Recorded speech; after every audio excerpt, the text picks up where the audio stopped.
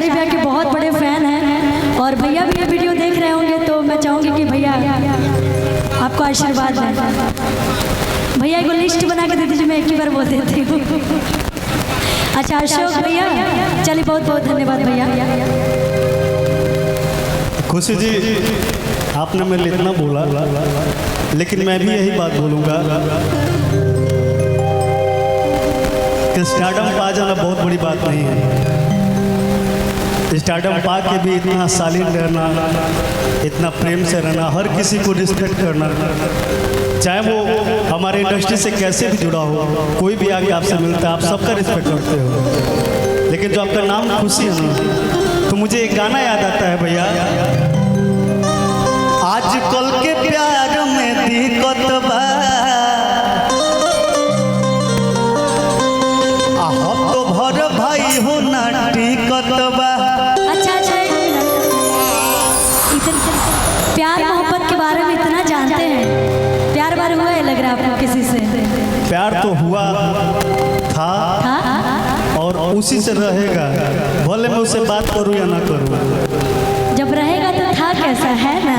नहीं था, ब्रेकअप। ये नया प्रोजन लेकर आया हूँ मैं, क्या भैया है कि ना भैया? जिसको एक बार नजर से गिरा दिया वो कभी उठ थोड़ी पाएगा। लेकिन मोहब्बत तो आजीवन करूंगा मैं। निहाल जी, आप ऐसे रहते हैं कि मुझे यकीन ही नहीं हो रहा है कि आपका भी दिल टूटा है। क्या करी, दिले ऐसा चीज बा कि टूट जाला, बतावे की जरूरत थोड़ी बा। हाँ, अब रोहित जी से देख लीजिए, बेचारे उदास हो गए, दिल की बात की तो मैं आपके दोस्त हूँ और शुभचिंतक भी हूँ, तो एक लाइन में बोलूँगी, आजकल के लड़किन के फेरा में जन परे हो, आजकल के लड़की उड़न बा। लेकिन हम बात कहनी हो, हम चाहम प्रिया जी रो आ जाए, रिया जी ये अभी लास्ट ओवर चल रहा है, इसी में हम लोग को जीतना है और हारना है। रवि भी आप भी आइएगा, हेमंत किशोर जी कहाँ हैं? हाँ आप भी आइएगा। वेटिंग में रखी ज्यादा टाइम कम दी,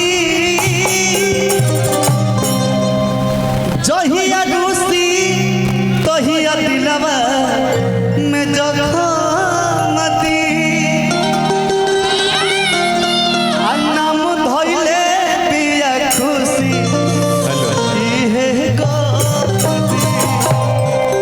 लेकिन निहाल भैया, बोली रवि जी, एक बात जानते हैं, बोली खुशी जी को हम सभी मगही भाषी बहुत बहुत धन्यवाद देना चाहेंगे। ये भोजपुरी क्षेत्र से आती है, लेकिन मगही भाषा को इतना ऊपर उठा के, इसके लिए एक बार जोरदार ताली आप सभी लोग बजा दीजिए। Thank you so much Ravi ji आपको। मैं ऊपर नहीं उठाई हूँ, बस मगही क्षेत्र के जितने भी लोग हैं मुझे प्यार किए हैं और कोशिश करती हूँ कि मैं अच्छा गाऊँ। इनका एक मगही का गाना अभी वायरल चल रहा था कि हमनी के प्यार जानी गेलई परिवार, कि हमनी के प्यार जानी अरे गेलई परिवार। आप दोनों इधर आ जाइए।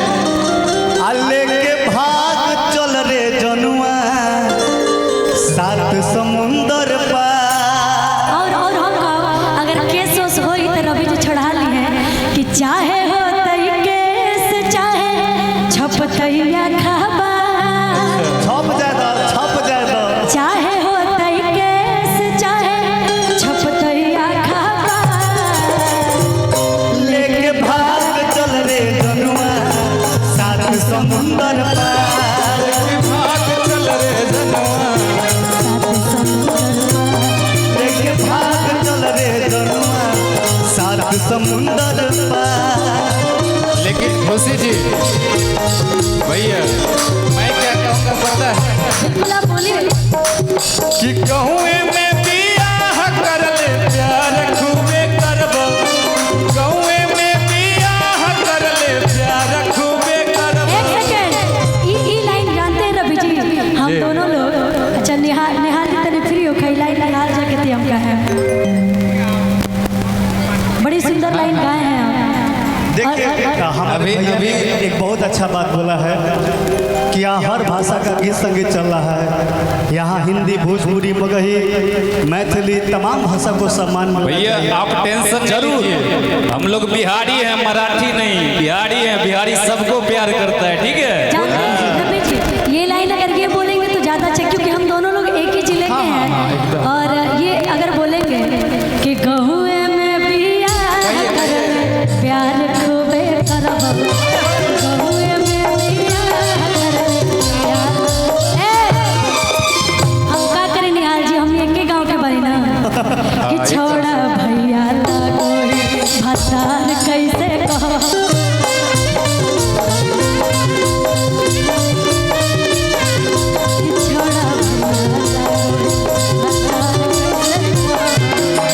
निहाल भैया की तरफ से हम कह रहे हैं कि तोरे आसे छौड़ी कुमार हमारा, तोरे आसे छौड़ी कुमार हमारा,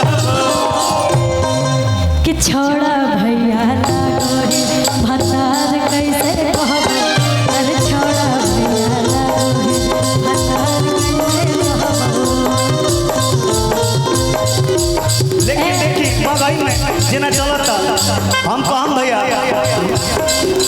मिले हो तुम हमको बड़े नसीबों से, मिले हो तुम हमको बड़े नसीबों से, भुला न पाएंगे सच्चे कसम से।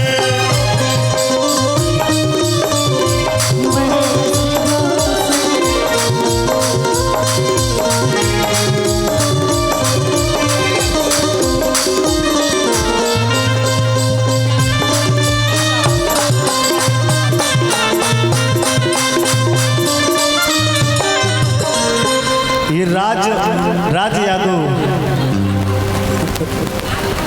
राज कपूर यादव भैया की तरफ से प्यारा सा पुरस्कार है।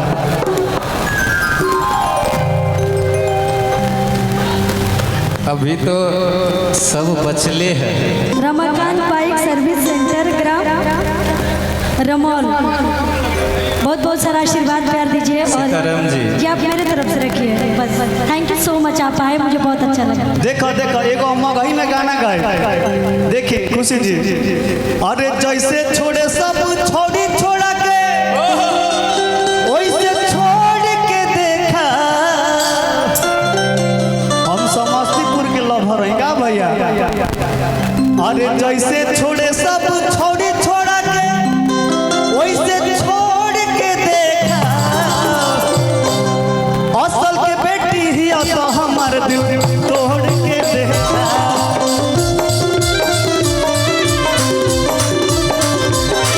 अरे असल के बेटी ही तो हमार दिल तोड़ के देखा।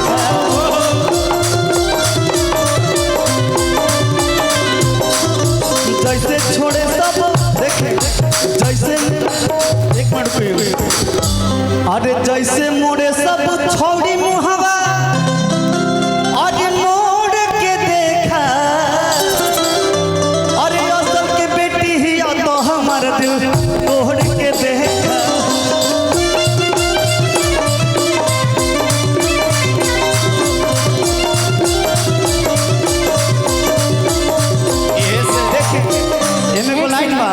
आपका दिल मैं कैसे तोड़ सकती हूँ, आपका तो ऑलरेडी पहले से टूटा हुआ है। यही से एक लाइन और गाए थे आप कि देख ले लियो चाहिए हला करे लेगे, देख ले लियो चाहिए हला करे लेगे। छोड़ चुप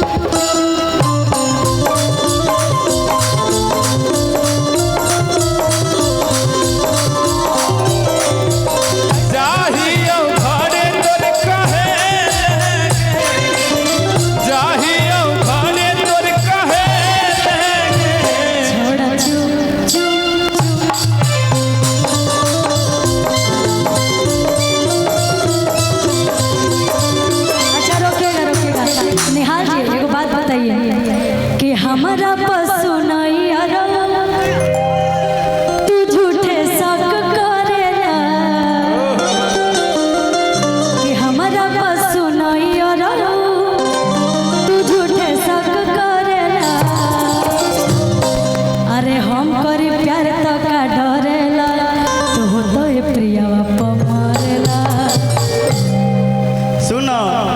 ए भैया ई का कहले कि हम कहीं प्यार तो तू डरे लो तो हम सही में हमको पता है इसीलिए आपको बोल रहे हैं। आपको पता चला है आपको? अभी पता चला। अभी अभी प्रपोज जब हुआ है बैठे हुए थे। थोड़ा देर पहले स्टेज पे प्रपोज हुआ है। झूठे हल्ला कर कल ही वायरल हो जाएगा निहाल मिश्रा और प्रिया सोहनी। कोई बात नहीं, वायरल हो ए भैया लेकिन हम कह कि जब लड़की हंसी न होले रे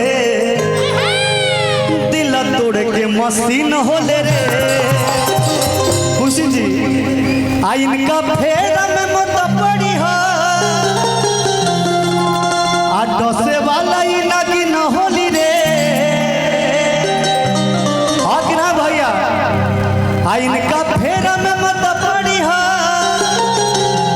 आ डसे वाला ही नागी न होली रे आ जब लड़की हसीन होले रे दिल तोड़ के मसीन होले रे हसीन होले रे दिल तोड़ के मसीन होले रे।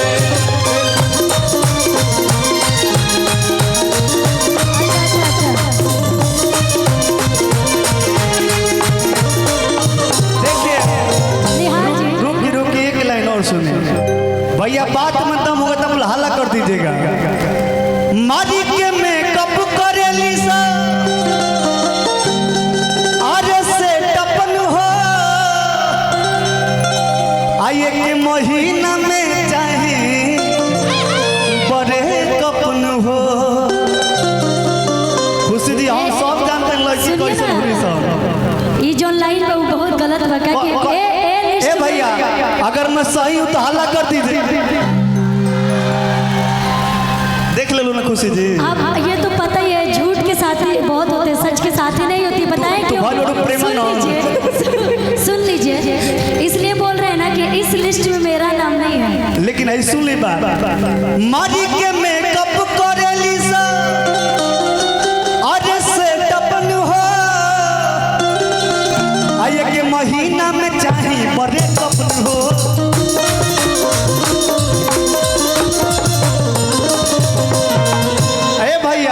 चले दी आ खाली ऊपर से मीठा बोला सा आ खाली ऊपर से मीठा बोला सा बाकी तीखा नमक न होली रे जब लड़की हसीन होले रे दिल तोड़ के मसीन होले रे